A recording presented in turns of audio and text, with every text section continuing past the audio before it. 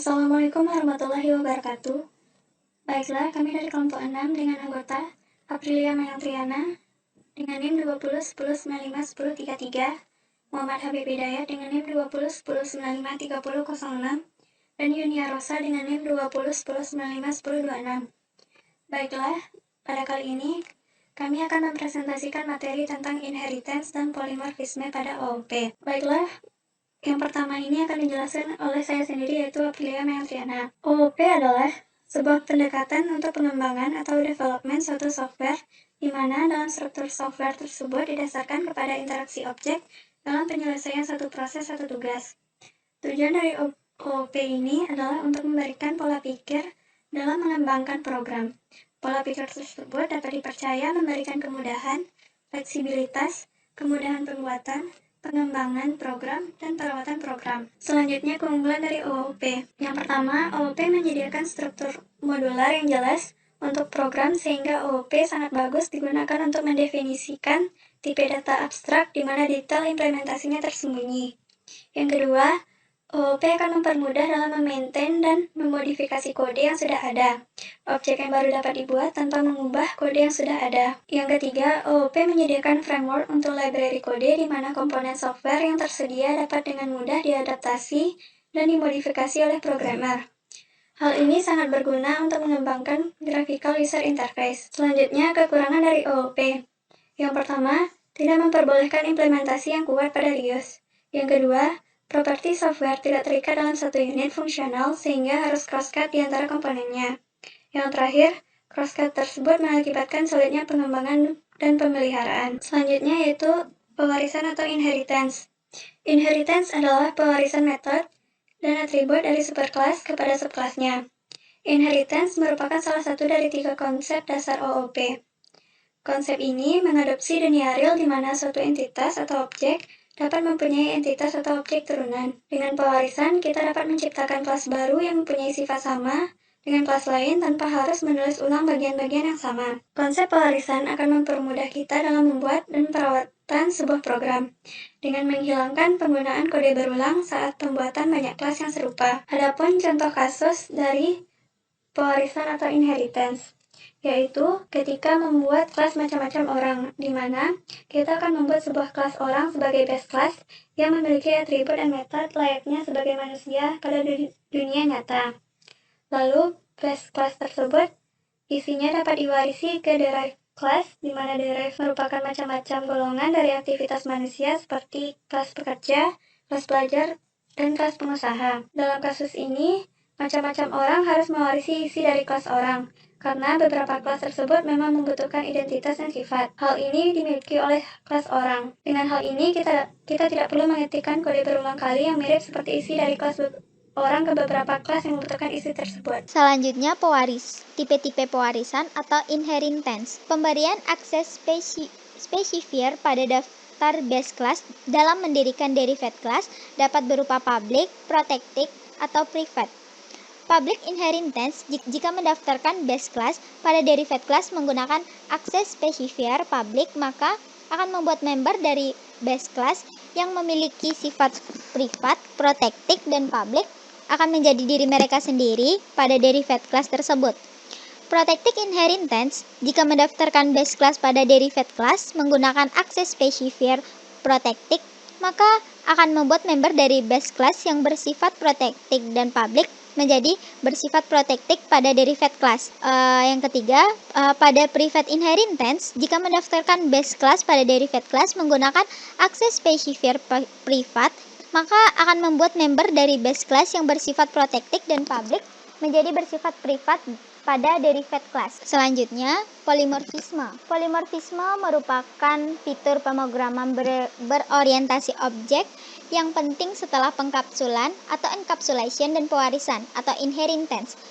Polimorfisme berasal dari bahasa Yunani yang poly yang berarti banyak dan morphos yang berarti bentuk. Polimorfisme menggambarkan kemampuan kode-kode bahasa C++ berperilaku berbeda tergantung pada waktu run atau program berjalan. Contoh polimorfisme yang konkret dalam dunia nyata yaitu mobil. Mobil yang ada di pasaran terdiri atas berbagai tipe dan berbagai merek. Tetapi Semuanya memiliki interface kemudi yang sama seperti setir, tongkat transmisi, pedal gas, dan rem. Jika seorang dapat mengemudikan satu jenis mobil dari satu merek tertentu, maka orang itu akan mengemudikan hampir semua jenis mobil yang ada, karena semua jenis mobil tersebut menggunakan interface yang sama. Harus diperhatikan di sini bahwa interface yang sama tidak berarti cara kerjanya juga sama. Misal, pedal gas, jika ditekan maka kecepatan mobil akan meningkat. Tetapi, bagaimana proses peningkatan kecepatan ini dapat berbeda-beda pada setiap jenis mobil. Konstruksi ini memungkinkan untuk mengadakan ikatan dinamis. Polimorfisme juga merupakan suatu konsep yang menyatakan bahwa sesuatu yang sama dapat memiliki berbagai bentuk dan perilaku yang berbeda. Dalam hal ini, polimorfisme merupakan suatu sifat yang menyadarkan pada kesamaan nama dalam program, pengenalan data, instance, dan metode, bahkan nama fungsi dapat dibuat dengan nama yang sama untuk kegunaan yang berbeda. Salah satu bentuk dari polimorfisme pada C++ adalah dapat digunakan pada fungsi atau operator dan dikenal sebagai istilah overload. Overloading terhadap fungsi akan memungkinkan sebuah fungsi dapat menerima bermacam-macam tipe dan memberikan nilai balik yang bervariasi pula. Pembagian dari polimorfisme. Polimorfisme berarti lebih dari satu fungsi dengan nama yang sama, dengan cara yang kerja yang berbeda. Polimorfisme bisa statis atau dinamis. Untuk polimorfisme statis juga dikenal sebagai polimorfisme pengikatan awal dan waktu komplikasi. Sedangkan untuk polimorfisme dinamis juga dikenal sebagai late binding dan polimorfisme runtime. Pada diagram ini terdapat jelas bahwa tipe polimorfisme yaitu statis dan dinamis. Untuk statis contohnya fungsi overload, operator overload, sedangkan untuk dinamis contohnya fungsi virtual. Polimorfisme dinamis menyiratkan resolusi runtime dari panggilan fungsi. Polimorfisme dinamis yang dalam C++ disebut overriding memungkinkan kita untuk menentukan metode fungsi aktual yang akan dieksekusi pada saat runtime daripada waktu komplikasi. Polimorfisme dinamis dapat diperkenalkan dalam kode melalui overriding. Overriding pada gilirannya dapat diimplementasikan dengan dua cara. Yang pertama, fungsi atau metode virtual. Yang kedua, pemrograman meta template. Polimorfisme dinamis dalam C++ menunjukkan kekuatan berikut. Yang pertama, koleksi heterogen ditangani dengan elegan. Yang kedua, ukuran kode dapat dieksekusi berpotensi lebih kecil karena hanya satu fungsi polimorfik yang diperlukan. Sedangkan contoh template yang berbeda harus dibuat untuk menangani jenis yang berbeda. Kode dapat sepenuhnya dikomplikasi karena tidak ada sumber implementasi yang harus dipublikasikan. Lanjut ke polimorfisme statis. Polimorfisme statis sering dianggap sebagai tipe yang lebih aman daripada polimorfisme dinamis, karena semua ikatan diperiksa pada waktu komplikasi. Misalnya, ada sedikit bahaya memasukkan objek dengan tipe yang salah dalam wadah yang dibuat dari template. Polimorfisme statis di C++ memiliki koleksi tipe bawaan, mudah diimplementasikan secara lebih umum. Kesamaan antarmuka tidak perlu diekspresikan melalui kelas dasar yang sama.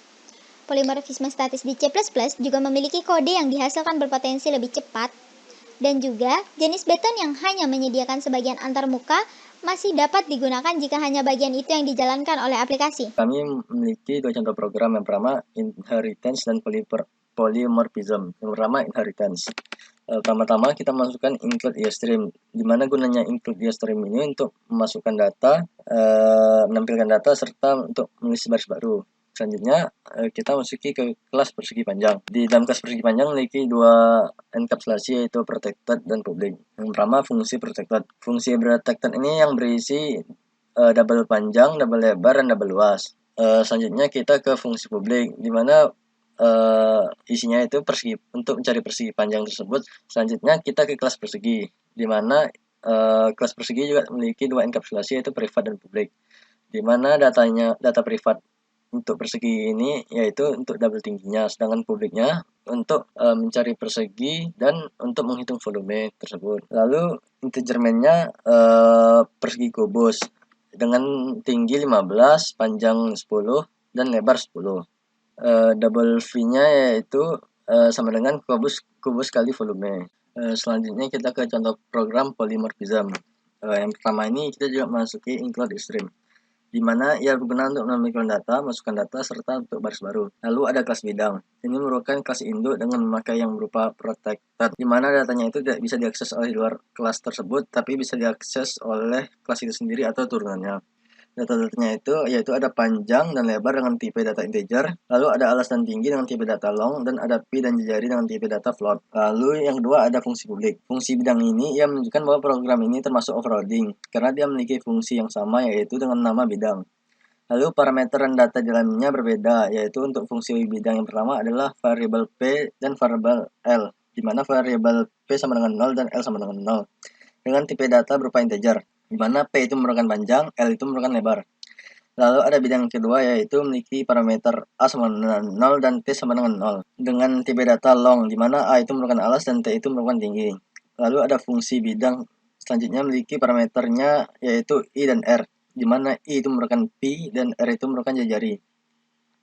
Virtual float luas ini menandakan bahwa ia merupakan program overriding. Kegunaan dari keyword virtual ini supaya pada program pertama fungsi luas dapat dipanggil, jika tidak, maka luas dari segitiga persegi panjang serta lingkaran akan bernilai 0. Lalu ada kelas turunan. Untuk kelas turunan pertama itu nama kelas yaitu segitiga.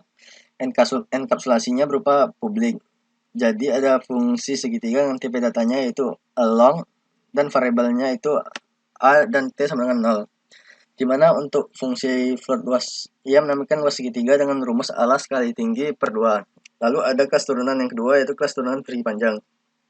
Yang enkapsulasi juga publik. Lalu ada fungsi persegi panjang yang memiliki parameter P sama dengan 0 dan L sama dengan 0. Dengan tipe datanya berupa integer. Ini akan menampilkan luas persegi panjang dengan rumus panjang ke lebar untuk turunan kelas. Untuk program utamanya yaitu ada bidang pointer bidang. Maksudnya itu deklarasikan objek pointer bidang ke kelas bidang. Begitu juga dengan segitiga objek segitiga, yaitu deklarasikan fungsi objek segitiga yang menunjukkan kelas bidang dari segitiga. Untuk luas persegi panjang dengan objek persegi panjang, itu maksudnya deklarasikan fungsi objek persegi panjang yang menunjukkan bidang dari kelas segi panjang. Lalu ada bidang sama dengan dan segitiga, lalu menuju luas. Maksudnya itu alamat segitiga ini disimpan ke objek bidang. Jadi fungsi luas yang dipanggil merupakan fungsi luas dari kelas segitiga, persegi panjang, dan lingkaran. Begitupun seterusnya bidang sama dengan dan persegi panjang dan bidang sama dengan dan lingkaran. Sekian dari kelompok kami. Mohon maaf kalau ada kesalahan kata. Assalamualaikum warahmatullahi wabarakatuh.